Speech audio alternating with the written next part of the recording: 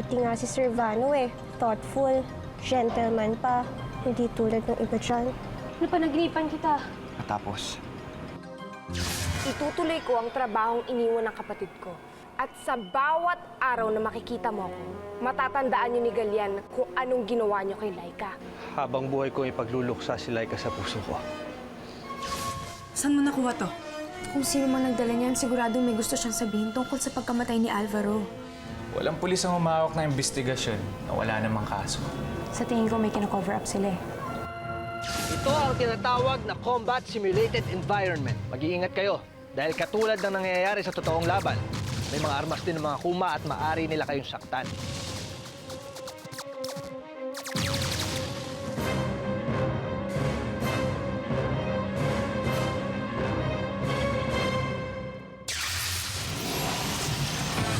Ngayong gabi sa Zygo.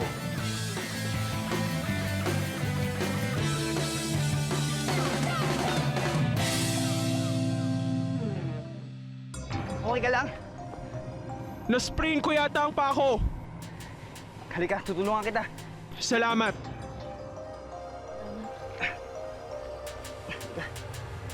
Yes! Nauna ako!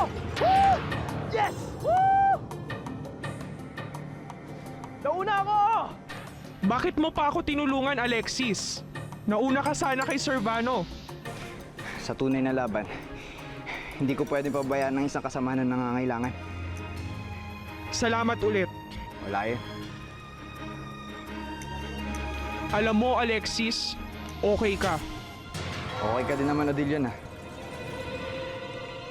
Tara na. Dahan na. Ano nga yung screwdriver? Ito po.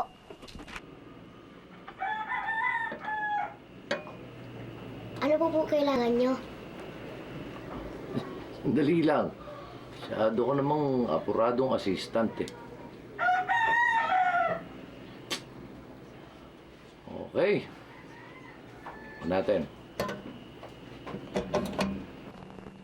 Okay. Yay! Meron na!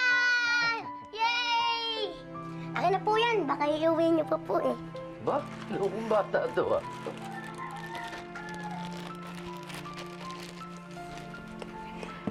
Ramiro, salamat ha. Anong gagawin ko kung wala ka dito? Kailanman di mo malalaman ang sagot sa tanong na yan dahil pinapangako ko sa'yo. Parate ko nandito. Magaling kayong lahat sa ginawa nating pagsasanay. Ngunit gusto kong tawagin ng pansin ang ginawang kabayanihan ng isa sa mga kasamahan ninyo.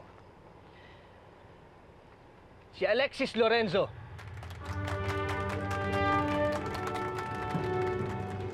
Natuwa ako sa ginawa mong pagtulong kay Odilon. At pinakita mo sa amin lahat na taglay mo ang mga katangian ng isang magaling na pulis pangkalawakan. Ginawa ko lang kung ano ang dapat. Teka, ako ang nauna, hindi ba? Ako ang nanalo sa exercise. Bakit siya binabati ninyo? Hindi sa lahat ng pagkakataon ay tinatanghal na panalo ang nauna. Ang Galactic Force ay isang pangkat.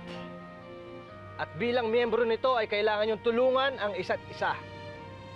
At ang nakakuha ng pinakamataas na marka ay si Alexis.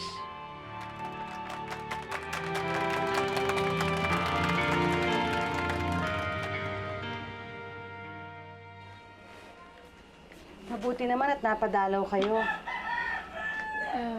May gusto sana ho kaming tanungin sa inyo, Aling Helen. Ano yun? May idea ho ba kayo kung sino yung pinagtatrabahuan ni Alvaro? Pasensya na. Nabitawan ko eh. Pasensya na muna, Carmela. Pero wala akong naalalang nabanggit ni Alvaro tungkol sa kung saan ang pinagtatrabahuan niya o kung sino. Ikaw, Ramiro, malapit sa'yo si Alvaro. Baka naman may alam ka. Wala. Wala naman sinasabi sa akin si Alvaro. Bakit niyo nga pala tinatanong? Gusto lang sana naming malaman kung ano yung totoong nangyari sa kanya. Bakit hindi nyo na lang ipaubaya sa mga pulis ang pag-iimbestiga ng bagay na yan? Yun na nga ho yung problema eh. Wala pong ginagawa ang pulisya. Ha? Pero ang sabi mo, tuloy-tuloy ang investigasyon. Oo, tuloy-tuloy yun. Baka naman kasi hindi na pinapaalam ng mga pulis sa kanila kung ano ang development ng investigasyon dahil kakasagabal pa sila eh. Pero sa pagkakaalam ko, tuloy-tuloy ang investigasyon.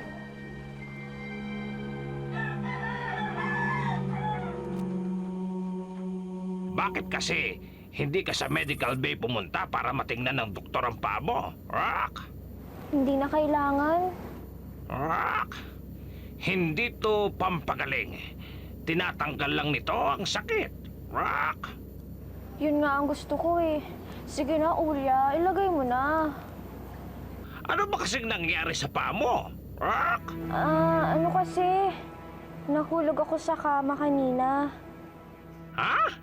Paano naman nangyari yon? Rock! Napanaginipan ko kasi na nakikipaglaban ako sa mga kuma. Tapos ayun, lumundag ako, nahulog ako. Rock! Tigilan mo na kasi ang pangarap mong maging pulis pang kalawakan. Hindi naman mangyayari yon. Rock! Ayan, Ula, okay na. Salamat ah. Dami sa Grita. Dami sa Grita. Ako si Ami. Ikaw yung kapatid ni Laika na pumalit sa kanya, di ba? Naikwento ka na sa akin nun.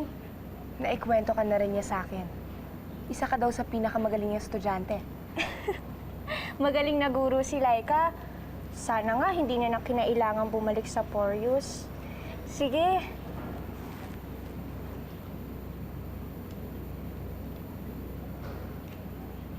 Anong ginagawa ni Ami dito? Rock! Na-spray ng paa niya. Na-sprain? Nahulog daw siya sa kama.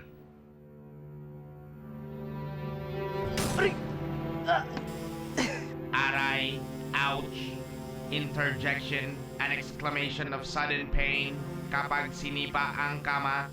Masakit talaga. Bad trip. Di ako makakapayag na malamangan niya ako. Ako? Si Servano Torres? Champion ako! Di ako magpapatalo sa isang pipitsuging pulis lang. Ano ang gagawin mo, Master Servano? Tapos na ang pagpapasikat ni Alexis. Malalaman na niya kung sino talaga mas magaling sa aming dalawa. Meron tayong problema. Sisimula na magtanong-tanong yung chismosang reporter na si Mona tungkol sa pagkamatay ni Alvaro.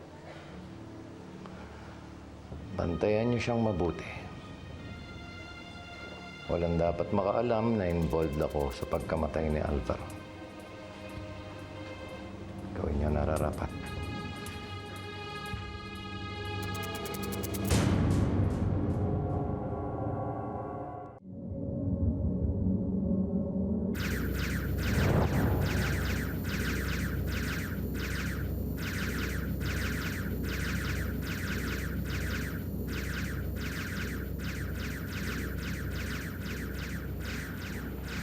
Hindi mo na itatanong. Magaling ako sa larong yan. Gusto mo laban tayo? Para ano? Para ipahiya mo na naman ako sa harap ng maraming tao? Wala naman akong ganong intensyon. Ang gusto ko lang sana, makipaglaro sa'yo.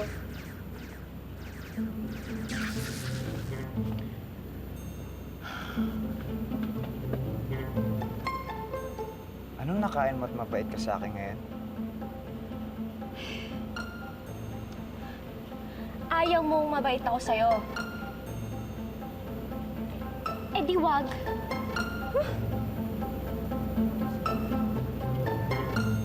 Pare, ito, bagong-bago. Napanood niyo ba ito? Pare, pasa mo naman sa akin yan. Ganda yan, ah. Benjo? Uy, Carmela. Carmela, tagal natin di nakita. Mula nung... Kamusta ka na? Benjo, pwede ba tayo mag-usap? Tungkol saan? Tungkol sana kay Alvaro. Gusto ko lang sana itanong. Alam mo ba kung sino yung pinagtatrabahuhan dati ni Alvaro? Sensya ka na, Carmela. Wala akong matandaan na sabi niya eh. Tol, alam niyo ba kung saan nagtatrabaho si Alvaro? Hindi namin alam pare eh. Hindi niyo ba alam kung sino yung boss niya? Hindi, wala siya nababanggit eh.